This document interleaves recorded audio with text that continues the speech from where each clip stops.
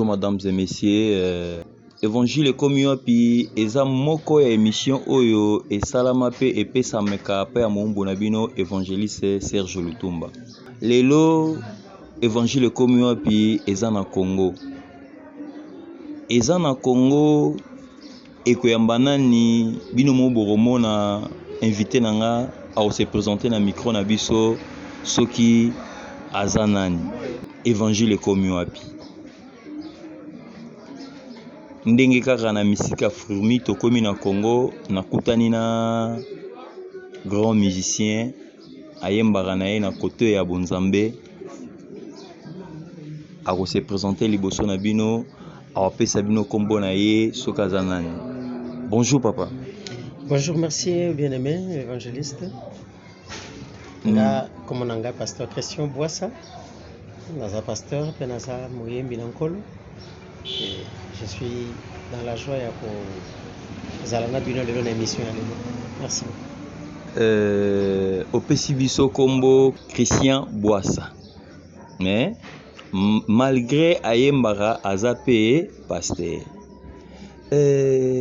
Pasteur Christian, na habité na benga pasteur Christian, na benga musicien Christian, c'est pe na benga komboni. Nyonso ezangai. Musique eza lipapu moko ezo meme évangile. Prédication pe eza lipapu moko ezo meme évangile. Donc na yango nyonso mibale ndezo salaka na pombo na koma place nzamba lingi nazala. Pasteur Christian, lelo micro na biso évangile ekomi wapi eyambio. Lelo évangile ekomi wapi e na Congo eyambio. Pasteur Christian, okoyeb se biso pasteur Christian za marié, soka za marié, ana bana combien? Soka za célibataire, pourquoi za célibataire? Le pasteur Christian aza fiancé. Kala mingité makambo libala ezo salema normalement ceux qui ba confinement ou tena ba pandémie ndenge bexité ndele déjà au mois d'octobre il y a année passée il y a année plutôt tolinga eto salama munyoso po ezape mois ya naissance na ngai je suis né le 10 alors nalingaki pe libala nanga ezala na octobre mais malheureusement pandémie oyo yako kutelanga na mboka mopaya nazalaki na Congo Brazza précisément na Pointe-Noire.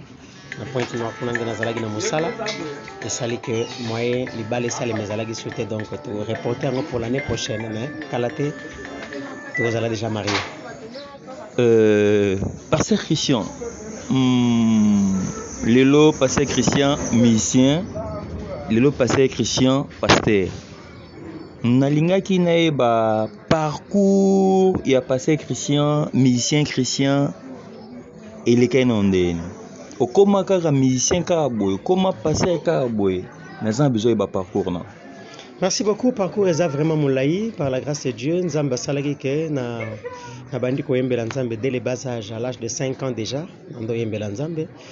Na bo mwana nyonso wana nazo yembela nzambe mais ndenge ka bana nyonso ya miki ezalaka loyenge ya ba parents ya ba grand et tout. To longwaki na bonzambe to koti na ba musique au mosusu pe. Alors parcours est tellement moulaï to umelaki pe kuna malgré ça nzamba ki reprêcher biso lisusu ay go récupérer biso ndazongisa biso na kati ya elanga na ye yango wana lelo tozokoba na kati ya musala na nzambe tozokoba ko saila nzambe ndenge esengeli donc voilà un peu parcours est penza moulaï. Ngamenaza na besoin moko olo banano église no leka ba difficulté ni nokute nango po lelo koma oyoza. Merci beaucoup na leki na ba église belé na ba église belé tant na yambi Christ na yambaki Christ na Kikwit parce que mon père était mité là-bas papa nanga yazaki mité là-bas na Kikwit kuna nde place na ko yemba Yesu Christ comme mokonzi pe mobiki si place na yambeli na umelaki kuna je travaillais dans l'église protestante premièrement CFM à l'époque bano bango CFMZ CFMC lelo na bandina nzambe côté kuna et tant na ye Kinshasa mon frère Gauthier Boissa que je salue en passant papa Gauthier yende ayaki nanga son église Salem o isika ya banda ko evro ezalaki na Salem to bandina Salem wana kokuta tango wana bandeko matuta bauti ko kende biso seconde to remplacer ki wana na bandeko David Ngimbi qui est maintenant aussi pasteur aux États-Unis bandeko à l'époque azaki diacre Pascal qui est aussi aujourd'hui pasteur Pascal na Salem. Ce sont les deux qui m'ont encadré bancadraki ngai bapesaki ngai vraiment formation selon ndenge esengelaki. Et aujourd'hui na ngolu na Nzambe vocation egangaki tellement makasi, je suis allé faire nakenda kolanda formation moko biblique il y a révérend Dayo Samuel qui est un Nigérien. Tant on a landé ma formation, j'avais fait une grande distinction. Alors le quoi on a salagi grande distinction bah retenir comme assistant na kati école wana. Et du coup na comme qui assistant na yé ministériel.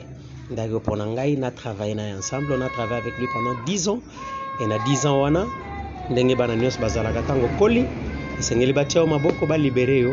Et mon père Dayo Samuel a tchaki ngape maboko nda libéré kingai na keko banda yanga musala. Donc yango lelo yo nazana église au babengi miel mission internationale évangile par la louange yango nde nazo kamba en tant que missionnaire nde natambolaka partout pour komema évangile ya Nzambe nazo même évangile na nzela ya loyembo pe na nzela ya koteya. Donc voilà un peu Papa Christian Boissa nalingi omeka ko expliquer biso o kombinaka koteya na koyemba ndenge nini parce que eza bilo mibale siko okombinaka ngo ndenge nini okotisa ngo ndenge nini parce que obongisaka batana ndenge bon ezalaka moi pasi mais lokola eza eloko Nzambe apesa pasi vraiment eza te na sens nini tozobundana nango malembe comme mama moko soki nayebi ke awa nalingi nasala ba concert nanga et empêchaka nga te lokola naza na groupe mpenza te nalingaka kocréer nano groupe te ke groupe banda kotambolaka nao partout non naza wana soki nalingi na lancer concert naza na bandeko bayebi ngai bayebi musique na nga nayebi ngolu na bango na sollicitaka bango basangani na ngai tosali ba répétition to présenter oyo tokoprésenter moto na moto azwi par naye accueilli mais na cadre ya baalbum nasala ba studio na nga na côté studio nasali ba arrangement na nga moko Nzambe asalanga grâce nayebi kobeta mwa ba instrument ebele ya musique nayebi koyemba na komaka nga moko ngai nazwaka nzembo ya moto te ya gauche droite te nga Nzambe asalanga grâce vraiment na komaka nga moko et na côté studio na bimisi donc et dérange kanango te parce que là je suis le titulaire de l'église nazo kamba milimo mais et un peu chakate na sala musique ndenge sengeli donc ce que comme moment on a que na livrer ba concert na yebi ndenge na sala pona ba concert et salema ce qui pesa que ba concert eza nangote je me focalise parce que déjà naza pasteur mais dans mon église aussi je chante. Vous voyez, nazwaka tango yemba ya ko conduire louange adoration na bandeko donc eza biloko mibale o ekabona nango te eza ensemble donc dérange nango te et comme maka problème tango ba producteur ba kotaka nayebi que on a eu un problème avec mon producteur que je salue en passant Papa Gauthier parce que tango wana banda au travail na se ya makolo ya mutu nazalaki pa na nga moko te nazalaki na se ya makolo ya mutu donc du fait que yé azana besoin tinda ngana kende mission na kende travailler na kende boyer koto pe producteur azotinda kende Afrique du Sud kende selanga ba clip sala boyer et banda tout tanate. Pourquoi? Parce que là j'étais na seya mibeko ya moto mosusu mais tango kaka na longwe ba sambeli pona nga ba liberenga côté wana etikala sous problème te donc moi même je sais gérer ça lokwa ozana banati yo mo yebi ndenge nini oyo akokende kelasi oyo akokende osala sport na ye c'est-à-dire ngamo na gérer ka nyonso mibale wana ndenge Nzamba kambanga donc ça ne dérange vraiment pas ça nango facile nyonso ekenda nango normal. Papa Christian Boissa, adoration louange, je ne sais pas est-ce que okoko expliquer biso différence ni ezaka na adoration différence ni ezaka na louange est-ce que vous expliquer biso louange na adoration ezani? Merci beaucoup. Omoni eloko wana ba sali na Nzambe belé pe bana Nzambe belé ba koyaka mingi na piège wana. Na tuna une fois parce que j'ai des livres na zape moko ya ba komina komanga ba livre na komi déjà au 4e livre na nazo koma par la grâce de Dieu. Alors na moko ba livre na otiko koma nazo définir makambo yango ndenge sengeli.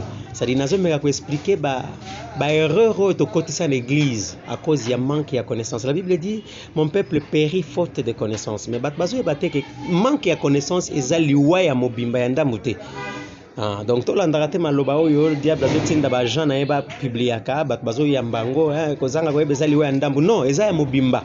Je donne un exemple lelo yo fil conducteur ya courant neto benga ngo singa courant tango eza branché courant ezoleka et le baraté etchaka makelele te soko yebite ke eza na courant et que place ezoka osimbi yo kanti lokolo yebaki te nde kotika yo okokufa donc ça dit kozanga ko ebano ebomi yo eza lokwa moto kozokumba moto ntango oyebi kokumba moto kate okoti odémarrer okoti vitesse na bozoba ekoboma yo donc eza liwa ya ndambo te eza liwa ya mobimba. Alors la louange et l'adoration, si nous devons parler de la louange, premièrement on parle la louange définition nango eza publier les offres de l'Éternel, c'est-à-dire kotatola makambo nzambe asala, c'est ça la louange. Et l'adoration c'est dire ce qu'il est. Mais déjà lelo komona ke c'est un vrai problème dans l'église. Muta bandi ko beta mbunda makasi tango tune question tune louange eza ni nazo choisir banzembo kafu kafu et bon adoration bi banzembo lemba. Alors mona mutasemba mawana motema tango ngana pansi pase nanga eko umela bat bandi ko lela oni ni adoration le makasi. Est-ce que fond o yazolo ba mawana motema ezola ksamone nzambe? Donc ça n'a rien à voir avec la louange, rien à voir avec l'adoration. C'est-à-dire quand on parle de la louange, ce n'est pas Eloga Makasi ou bien Eloga Lemba. Non. La définition de la louange et l'adoration, ezoyate par rapport à la forme, mais ezoya par rapport à la fond. Le fond, qu'est-ce que le fond dit? Nakoyemba nzembo, il y a malembe, mais maloba nanga zoloba eza louange. Tant on a zoloba maloba louange, nzembo wana eza adoration te. Ça dit bat bakansaka adoration biloge lemba. Non, yango moni lelo bat bazo ma n'importe quoi. Lelo inspiration même na bayembi. Excusez-moi na linga ko attaquer batute mais bayembi ebele na bao basala ba kombo na bao basala na ba kombo te bazwa ko bima. Mingi bakoti na ba erreur wana. Ça dit soki lelo muntu moko azwa inspiration ayembi lola fonga mabatnos bakomi lola fonga ma fongola lola pasola lola. Soki moko ayembi Emmanuel simbi batunyoso Emmanuel okomona ba forme na ba forme Emmanuel. Alors quand les gens viennent comme ça, au moins batumusu bazozo banzembo oyo eza ba banzembo moko yemba mana ba langue mosusu tango bango bazui yango ba récupérer yango ba bomi texte ya bato original ba côté si maloba na bango na ko peso exemple nzembo moko nzembo temba oh Lord I am very very grateful for all you are doing for me. Oh Lord, I am very, very grateful. I am saying thank you, my Lord. Azuloba, Seigneur, I'm very grateful. Donc, je suis très reconnaissant pour tout ce que tu as fait dans ma vie. Et en tout, je te dis merci. Mais ce qui a un changement comment oh nzambe nangana beleli yo lelo. Quand on zo belela nzambe, ça louange soutien. Là, ça devient la prière. Na beleli yo lelo kito sala. Tu on est comme prière. Tu demandes à Dieu à kita à sala. Et comme prière. Et ça sous louange te. Au moins déjà que Zunzemba bateau, je suis reconnaissant. Quelque part, la Bible dit que vous priez des fois. Wapi, na verset ni. Ya on ande babenga ba verset extra biblique. Ezana ba verset extra biblique na ba verset anti biblique. C'est-à-dire ce sont des choses qui sont nulles. On peut s'en verser mogote. Ya lo ngande komona kote na modération bisika na utina. Uti ko pesa ba mateya oyo. Nazo pesa formation sur praise and worship, louange et adoration. Nasuka nango yazo ba non Bible lobi aloba ki expression moko frère Patrice Ayemba na nzembo abi Bible lobi kolala kolamugeza habitude te Bible lobi elobeli yango na verset nini ne tozalaki na bomona o de Timothée louele na tanga de Timothée du début à la fin na mona place ba comment louele te. Ça dit ce sont des versets extra bibliques, ça n'existe pas en aucun endroit biblique. Et ya ndengeni yango baloba ko sanga ko yeba ya bato. Au moins, les loyaux, sur la langue française, ils ont le quota est belé. Pourquoi? Parce que l'autorité, tant que basala ba gaffe, ba commettre ba erreur, ba tali que le quoi ça autorité, allez et d'indaka comme kaka et continue le dictionnaire. Tu vois? Mon venant mutu, fala benga pena les sentinelles, bengi la sentinelle, mais batali ka le quoi ça mo konzi et comme la sentinelle. Papa yo bando bota mon sentinelle moi si. Jamais. Si on est ni la sentinelle go comment mot féminin, c'est-à-dire gaffe mo go boye koti allez. A commission et comme ndengwana. Ado yangwana pe komona ke bateyi pe ba papa na biso ya kala ebele bateya ka biso Bible kakate bateya ka biso malobo ya bango moko ozomona tango muta lobi loba na du fait kazana impact boyebi kazana impact makasi binonos bondimi nako pesa exemple avant na kende ko sala théologie na banda ko teya eschatologie te. Tu sais pourquoi? Parce que je ne maîtrisais pas. Babylone ba fin du temps wana ba 666 et ba tata ba kulutu na biso ya kalo ba teya ka biso yango. Ba teya biso ngona ba erreria grave ya ko sakana te. Biso to ndima ngo ka poto yoka ke ba kendaka na Jérusalem, ba kendaka na Israël, ba vivaka kuna et tout ça. Tant ba yé ba teya biso des choses qui ne sont pas yango. Mais tant on a ke ko sala théologie na me bazaki plus na eschatologie. Parce que ngai loko na yebite na te yakangote de père que na mema bata batuna lifelo. Moi je suis là pour amener des gens na lola. Alors tant on a maîtrisé na ngai loko te tamena fanda kimia na lobate. Alors tant on a ko landa babiloko bango ba te yakabiso avant na eko tala sko ma komina ba explication na ndenge zali de place na comprendre que ebele basala ba erreur ka po baza ba grand ndeto ndima ndango moni église lelo ezana besoin ya réforme église lelo ezana besoin ba yekolisa lisusu bato même amen oyo nazoloba alléluia amen eza mystère na ba église musuti lelo okama pena mutu na fanda ngambo nazola na tevabi boza wana bozo nga pasteur na bino nazotamula makolo bino bozo tamula mituko yango mabumu na bino ene kutubuka ta kutubuka bato bagangi amen papa te ya biso amen veut dire quoi amen veut dire qu'il en soit ainsi si comme mutu azo maudire bino mais bozo ganga amen donc directement tu comprends que même amen ya pamba oyo il faut bato bayeko lango son église bozoka place mutu fa loba amen alobi amen te mais place so balobi bozoba bandoki bazali awa bandoki bima moko amen bandoki bazali awa moko ezara tu veux dire quoi c'est-à-dire amen eza même pas na place nango moka mutu azobisa mutu abi ndenge na sambeli nzambe nanga atombolela nga mutu moko akomisa ebisika kana okoma te bato bazotala place akoloba amen bakoloba amen te place ofo baloba amen te bazoloba amen donc voir même amen yango na bacours na ngai ya praise and worship nazolobela babiloko nyonso wana nazo expliquer louange eza nini adoration eza nini eza likambo ya nzembo te la louange n'a rien à voir avec les chants chant eza ba véhicule ezo conduire fond na yo eloko yo zoloba. Papa Christian namoni expliquer biso louange na adoration olobi mingi mais lelo peso totali bino peka ba musicien ngo bomo bebisa musique ngo bokomo kota na banzela mususu eza malamu te bozote ya biso so na oyemba te bokomo kosimba na bino bakisi parce que toyebi te sko musique yango ekomi wapi komi na bagege bokomo kosimba basinga bokomo tia bakasa na lolemo sko musique yango eza nzambe beza mukili o tozomona batango lobi bo wana nga na ebite tango lobi déjà bo fo landa na bagege na banani nyonso wana landa bango bato yango oyo yebi nga oyebi nga Christian Boissa quand je suis ici dans l'émission je ne parle que de Christian Boissa et de l'évangile. Je sais na yebi que tozo parler pour na Christian mais tozo tala baninga pe muso ba bunga baninga wana nga na yebi makamu na bango ti bamsu bakoma mibali bakoma basi mibali makoma mwasi bango tango yebi bango luka bango moko tuna bango pona nini yo okoma mwasi yo pona nini ozala yo toko sambela pona bango te babongola mitema ngai soki na yebisi yo okondima nga te peut-être bat ba mona ngonde na sala orgueil je ne suis pas orgueilleux je ne dis que la vérité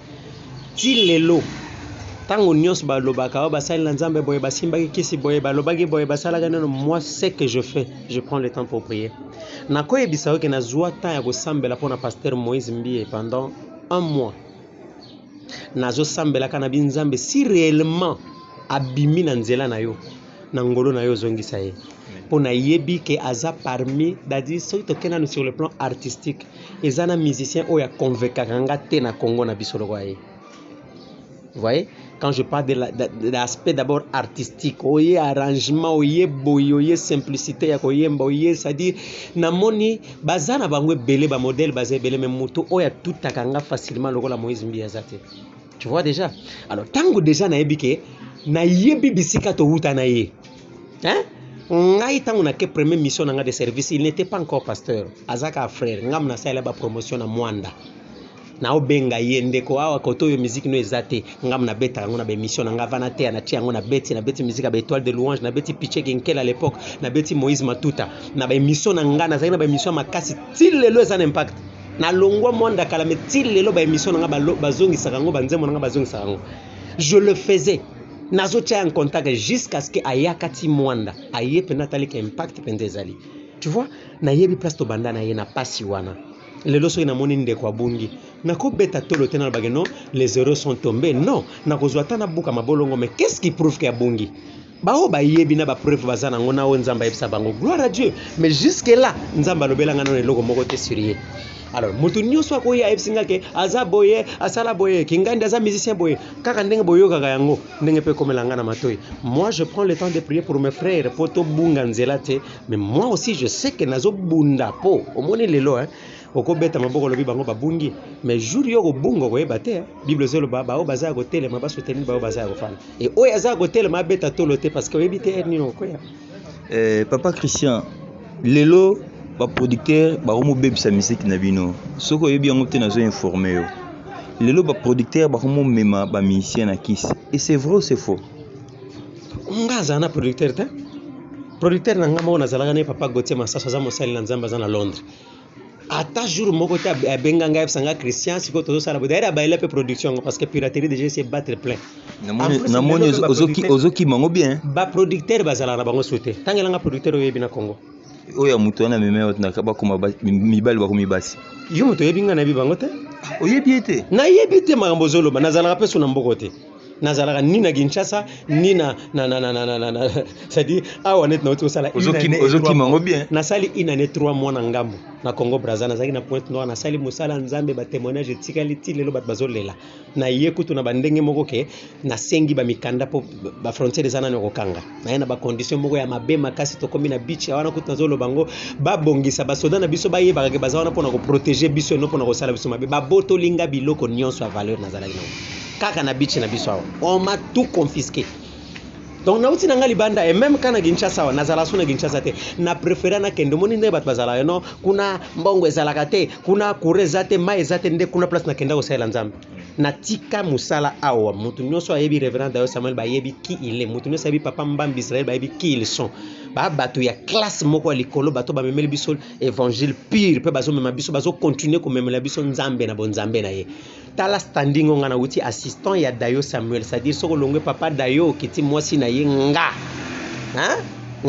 soki bazate c'est moi ozo gérer ce église il y a plus de 7000 personnes mais na ndima ko longwa Kinshasa na gloire nyonso wana yake ba garde corps bazala wana so lingo kota na biro na ngai fo audience tout ça to boyi nyonso wana na ndimi ko kende ki kwiti place kureza la tena mai zalate c'est là où je suis allé servir Dieu parce que yebisanga na ke kuluka mbongo obena ke kuluka ba am Papa Christian okoyebisa ngai mission nini chrétienne oyo linga mingi base idolte nazani idolte Ils comme makasi déjà moni tango zo ba idole wana eza mabe déjà lo baba o bazalo kwa ba modèle na ngai ba o bazala ba modèle na nga na musique chrétienne ya liboso ezala vie cool matope so landi ba linia ba nzembo nango oyoka ke ba voix ngo etutanaka penza etutanaka ya ba cool matope eza click na bango ya liboso ba bandaka wana eza ba cool matope ba papa Rino Mvumbi otali ba bangwana ba liboso wana ba pesanga guya ko yembela nzambe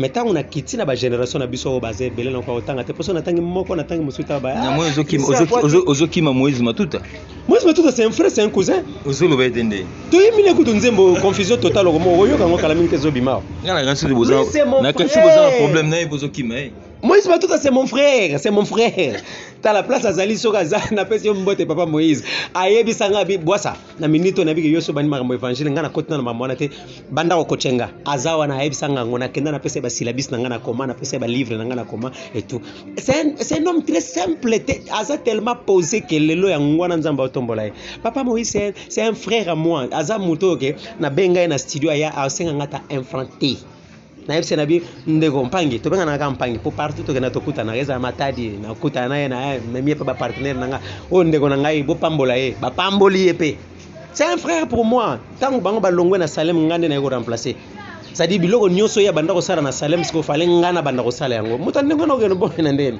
wana ndeko confusion totale boko yoka yango na mikoleza ko yeza featuring to sala ngana papa Moïse Matuta ça dit tozo yemba ba makambo ezalaka na mokili makambo yo esalema kuna tolobi mambo nzambe kutote tolo baba makambo ezalaka mutalinga kufa mbongo akopesa kisi ezate mais tango akufi $1 million ebimi po bokende kokunda ye na parler siko sur ba fait na wana to ba confusion totale monte que be fait on so comme nzambe ezate za musique chrétienne est-ce que musique on a beta za musique chrétienne mais aux chrétiens non nazo beta musique chrétienne nazo beta la musique pour la gloire de Dieu écoutez lelo bate belé bazo kosana au moins tango mutayembi comme nzamba che comme nzamba na kat bat bakani sango de musique chrétienne c'est pas ça c'est la religion il y a une différence entre la religion et le christianisme tango na lobi na otanga komba nzambe te na ndenge te ke oto boyi nzambe non na lobi na kati nzembo wana nazo loba te komisa masanjo la maneto la mapo lelo na ba pagano bazo yemba komisa masanjo la maso okena ba nigérian ba te belé ozoka ba alléluia bazo cha ba alléluia na kati wana occultisme menacé babata mi babo cheka makombo Yesu likolo ba cheka makombo alléluia ba cheka makombo ozana bazo soma wana ba chrétien est-ce que yebike nzembo moko ya Jérusalem ezo betawa Diba chrétien bazo betawa na kamwe na landi chaîne moko ya Canada parmi ba chaîne oyo ngana landaka un pasteur a sa l'émission mais sous à fond il y a nzembo nezo accompagner émission du début à la fin Jérusalem. Est-ce qu'on a idée na kanisi ke lokwa baloba Jérusalem chrétien mutayembango. Ce n'est pas un chrétien. Il y a une différence entre la musique religieuse et la musique chrétienne. Donc, quand ça n'a pas pour m'attacher comme une musique chrétienne. Non, moi je prêche l'évangile, je prêche Dieu. Nayemba Nzambe. Donc, c'est un peu ça. Maintenant, Nzembo, on a des choses à quoi, Nzembo, tu as une chanson morale. Ozo mema mutu parce que alléluia, alléluia, alléluia, alléluia, alléluia. Après alléluia. Mutabongo ni nepete. Mais elle moko tango fandi si muto bisabi ko zanga ko yebeza liwa ya mobimba ya ndambu te. Na boy confusion o ekoti. Na ono ya ndeko na bino boye net papa kufi boye bandeko ne ba boto biloko nyonso. Nazo expliquer ce que ba biloko wana keza ba biloko eza confusion. Boye au nom de mon frère to yeto boto bana ce que batika li ba shege muto ko sunga bango azate. Lelo yo soki ba orphelinat réellement ezala ba orphelinat nde ba shege nyonso bazala na balabala te. Mais qu'est-ce qui fait que ba orphelinat ezama ba shege bazo continuer aux alibanda? C'est que na nsima ki orphelinat na bango ezana makambo ba bomba. Alors ba confusion wana nde to zoluka to boma. To longwa na confusion to kota pena na makambo ya normal. Papa Christian to ke na ochité na éviter na ba jeune o bazo ko banda musique oko ko encourager bande musique eza facile eza pasi bezandene. Bon, musique nanu ya lelo yo, musique chrétienne ndenge tozolo bango na musique religieuse lelo yo et perdre déjà sens nango makasi. Omoni na tango akale ezalaki biso tango tozoluka to kota studio oyebi te nombre ba jeune ba prière osali pozwa mbongo kota studio kuna ezalaka likambo ya 8h, c'est-à-dire ozo somba 8h na studio 8h wana oza incapable osala nzembo mobima na 8h. Oko sala ba programmation osali ba neno osali ba cœur oko akocha ba guitare nyonso na ba arrangement na ba nini nyonso te. Do sali tango sombi 8h wana esili fo somba so 8h mususu. Osomba 8h mususu. To somba ngo à l'époque na yondo ba 8h ezalaka soki na 100 combien de dollars. Eza ba 100 dollars lelo te, lelo 100 dollars eza na valeur te. Mais pozwa siko mbongo wana. Ba mabolongo ko beta na se ba jeune na ba prière. Vous comprenez? Et bandaki e Hollanda ke banzembo ngo ya kalawane ezalaka soki beti ozoka penake e koti yo na motema pezo zo esika ezo longwa te. Mais lelo studio comme bato nyonso bakona ba studio na bandako. Mutu nyonso isi fina asombaka moni na sali boye tout ayake avec un 100 dollars ko sala nzembo mobimba. Chanson du début à la fin. C'est-à-dire ezo coûter et l'autre côté. Donc azana prix moko azo payer te. Nango zo mona comme un système à copier-coller. Copier-coller koti makasi na musique na biso. C'est-à-dire oya yembaki Emmanuel biso nyonso likolo comme Emmanuel. Oya yembaki Lola pasola Lola batu nyonso pasola Lola. Tata kiti batu nyonso kiti. C'est-à-dire inspiration eza nango lisusu te. Bandeko na nga obozo sala musique oyo biso oyo peut-être to koma ko sala ngo en compte goutte to sala ngo neti na moi neti te. Mais bino penza bozwi pena bokoti na makambo bozo yape. Vraiment to zongela nanu bonzambe. Tozongela na bonzambe ba thème ba texte et comme oyo comme chanson ya mupagano ozoka pena ke alobi pe mutu esali à réfléchir moyoki nzembo mona nzambe zaka akomisa ma sanjola manetola ma tokomata na lola tekokitisa kiti ya lola etango na ba thème tozo exploitaka ermo motono molimo santo kita molimo santo akita po autaka wapi non molimo santo kita oui autaka wapi po akita. Donc, nous ne chantons pas des choses qui sont fondées. Tozo yemba du blabla, to yemba du copier-coller. Oh, kuna yemba ki boyenga pe na zwika kaboloko ya ngonde ba thème ngo zo sala succès, ba style pe mikolo ya zo sala succès za ba style oyo. Ce n'est pas le style, ce n'est pas quoi que ce soit, message nini ozo pesa. Yango moni musique comme kaka biloko ezo simba mitema bato lelo ezaka ba biloko kala. Motazu yango azongeli yango asali. Mais pourquoi ya lelo ezo simba te?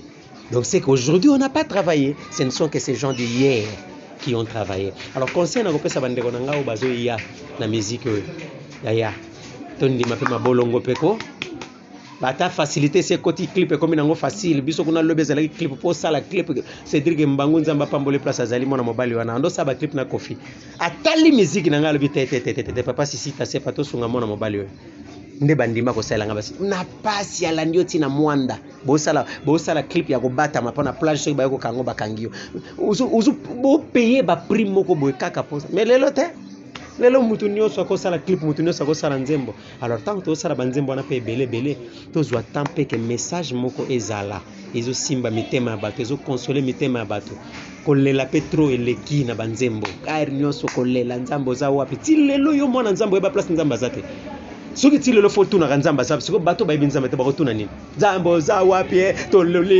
bolela kakaka kolela e ko changer volonté ya nzambe te kangama na nzambe na connaissance. La Bible dit cherchez-moi pendant que je me trouve. Tant que je me trouve, ça le quoi moi contradictoire. Aza déjà wana, c'est-à-dire ceux qui ont looké comme Rafa. Kota na girafa pona lobiko soko za wana mais soko za na besoin ya guérison girafa soko za na besoin ya sabao ya bitumba sabaote soko za c'est-à-dire il est là bandas ko luka yeti il est déjà là bandas ko luka angle ni ozo bimisela ye mais zaka te po oya imbagi boye yo po sali yango. Donc voilà un peu conseil na ko pesa bande na biso bazo ya inspiration ya message nini nzamba pesi yo. C'est vraiment ça. Merci. Merci Boyoki, pasteur Christian, musicien Christian, à lobby na micro na biso évangile et communion api. Lelo ndenge ka ezalaka évangile et communion api eza na hôtel Réal, évangile et communion api et lelo eza na hôtel Réal. Hôtel Réal eza moko ya ba flat oyo eza na Lemba na commune na Lemba justement na avenue Botango. Ceux qui vraiment oza vraiment mobile ya tembe bi oza mwasi ya tembe yaka luka ba hôtel Réal, chambre eza malamu, qualité, condition nyonso za na kati.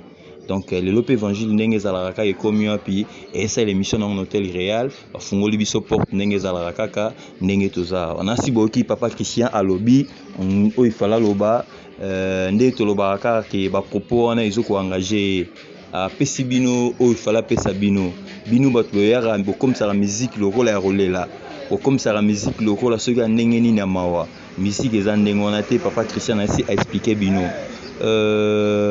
boyoki papa Christian a lobby pe a exhorté bino a to comme na suka na ebité papa Christian soki mo ba mbote ndenge ezala kaka ya opesa batu ozana combien d'albums neza na marché moi ataka acapella moko atelo moko bien ebike bana Salem bazozela yo d'ailleurs botela ko kate biso bi bana Salem tu na besoin yo non ngaza bato papa mbambi papa na ngai papa d'ailleurs Samuel aza mobokoli aza mobokoli papa na ngai mbambi Israël bato nyos bayebi papa d'ailleurs aza mentor na ngai aza papa c'est-à-dire bango nyos ba yeka kana o sengela ki baya nango po mwana comment esengela comme alors parce que ça na album o yese bimaka je crois que na kozongela ngo souhaiter production et simbaka les sociétés parce que tango na osala mase ya mutu na crois ko zwa charge te ya kosala nyonso bazo senga nga pa producteur donc lelo lokola pe ba mama ba production simbaka nango souhaiter naza na ngamoko na comment travailler ngamoko mais album avocat suprême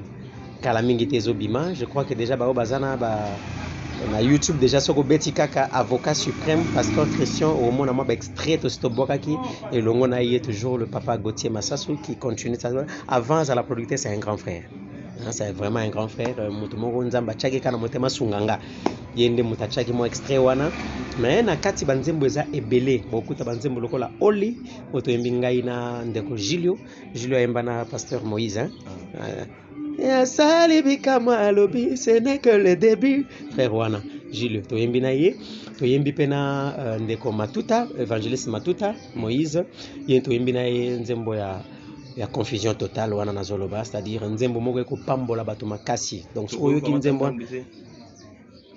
nzambe to ko mondam ça moi bien kozanga koyepaliwa ya mobimba ya ndambu te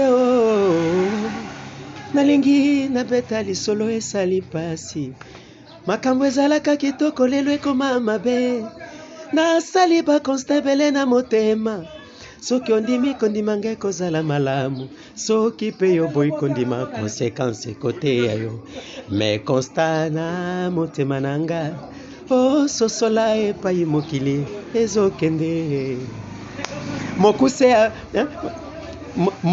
molai azogumba mokongo kaka po akoma mokuse azolata bilatalata po akoma molai zomona net banzembo wana wana net baltemona mokuse azolata bilatalata po mokuse azolata talo po amatisaka atai muta mulai sikoyo aboya bafinge mulai akoma gumba mokongo po abima mokuse tozokende wapi ne ka lobi évangile ezokende wapi confusion abi muta moke azoluka lia asala régime po akoma alia bilia po akoma munene mwasi nzoto muta munene azoluka mela po akonda na tai moyindo aoteka mboka na ye ateki ndako wana mboka akei na poto akei kokufa na malili ya poto abeti poto akwei na poto après refoule na poto azonga na kini ndako basi bateka confusion omonta ndenge zo rime ateki ndako awa akei kokufa na malili ya poto abeti poto akwei na poto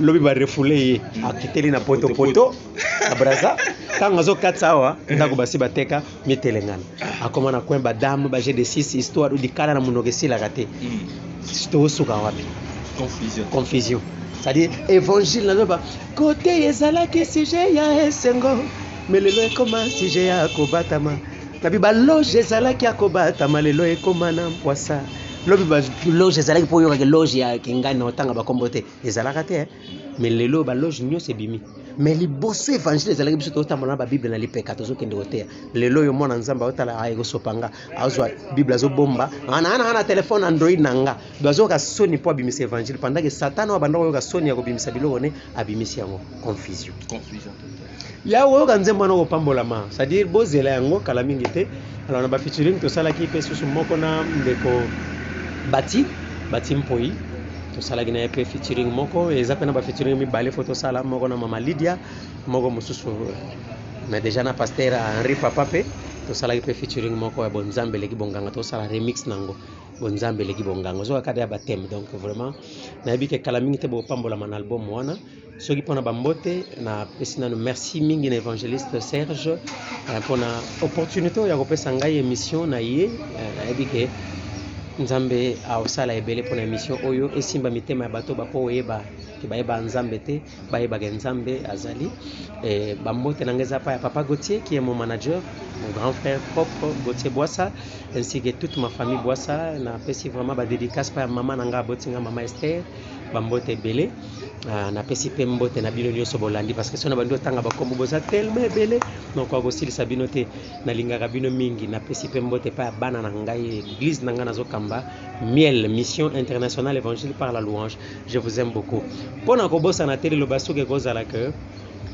temps eza mabe tokomi mpenza kotendre vers la fin soki bato mosusu bazolala qui pouvait croire qu'un jour tokangama na bandako pendant des mois et des mois tokende église te lelo wana Kinshasa kuta ba permettre ba église malgré ba mesure barrière tout mais na bangambo wana ya Braza baso permettre ka 50 personnes na bar ba occuper combien de personnes te na ba bus combien de personnes te mais na église 50 personnes parce que église ils en a plus de 5000 personnes ba osambela nani parce que 50 on n'est même pas chorale la femme il y a des églises au ba fongolité allez-y comprendre que le diable azo combattre azo bunda pour afandisa makambo na ye donc nzambe alola azala na biso nzambe alola batela biso basalamu na bino nyonso mama Kabibi fiston Muniongo famille Muniongo nyonso na Paris nzambe apambola bino merci merci na balandi nyonso ya émission na biso évangile ekomi wapi lelo tozalaki na ndako ya Gérant Bosco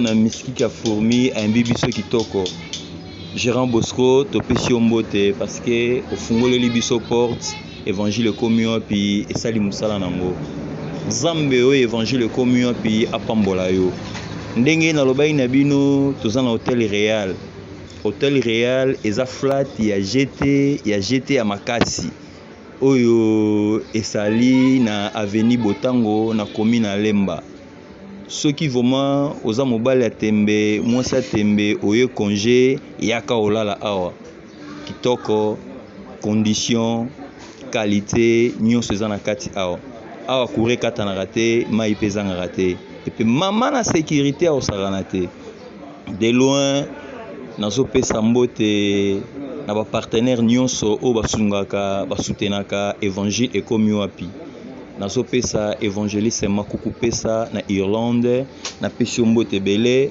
de loin nazopesa pe lisusu mama Claudia Ali na Londres mbote ebele na pesi mama Mando Bikembo na Irlande mbote ebele Bibi Tanso na Nyangi na Belgique mbote ebele Josie na Paris mbote ebele bana nyonso Luanda bambote ebele na pesi pe bebe na nga Samola Lutumba mbote ebele nabosani ntoma sali ebele lelo tokutani ntoma osimbi libende esengo bolamu tokomi na suka suka vraiment te parce que misala eza ebele ndenge kaka bobe nanga keno natambusa caméra na Congo caméra mpe ezotambola boyoki papa Christian apanzi alobi bokoyoka mpe so baprophète bakoloba bokoyoka bapasteur bakoloba. À la prochaine émission, ciao.